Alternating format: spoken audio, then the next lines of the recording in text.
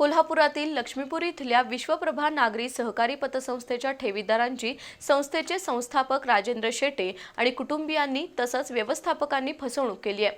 आर्थिक अपहार, गैरव्यवहार, ओव्हरड्राफ्ट अकाउंटद्वारे निधीचा गैरवापर, लेखा पुस्तकातील फेरफार या माध्यमातून ठेवीदारांची सुमारे 8 कोटी रुपयांची फसवणूक केल्याचा गंभीर आरोप विश्वप्रभा पतसंस्थेच्या ठेवीदारांनी आज पत्रकार परिषद घेऊन केला।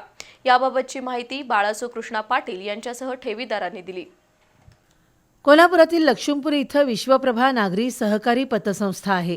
या पतसंस्थेची स्थापना संस्थापक राजेंद्र शेटे यांनी केली।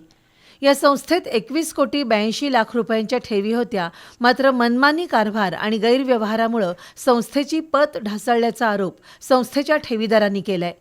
जुलै 2025 रोजी या पतसंस्थेत 7 कोटी 91 लाख रुपयांचा अपहार झाल्याचा गंभीर आरोप ठेवीदार बाळासाहेब पाटील, दीनानाथ माळगावे, संभाजी पाटील, विवेक भुरके, धोंडीराम सिद्ध, डॉक्टर युवराज हर्लेकर यांच्यासह ठेवीदारांनी केलाय।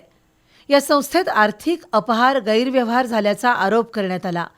सहकार विभागाकडून या अपहाराबाबत प्रभावी कारवाई झाली नसल्यानं संबंधितांवर गुन्हे दाखल झालेले नाहीत। त्यामुळे संस्थेचे संस्थापक राजेंद्र शेटे, पत्नी सुनीता शेटे, मुलगी दक्षा शेटे, व्यवस्थापक विक्रांत अचरेकर, निलेश माळगी यांची चौकशी करावी, त्यांच्यावर गुन्हे दाखल करावेत आणि सभासद ठेवीदारांच्या ठेवी तात्काळ परत मिळाव्यात या मागण्यांसाठी जिल्हाधिकारी आणि पोलीस अधीक्षक कार्यालयासमोर आंदोलन करणार, प्रसंगी आत्मदहन करण्याचा इशारा देण्यात आलाय।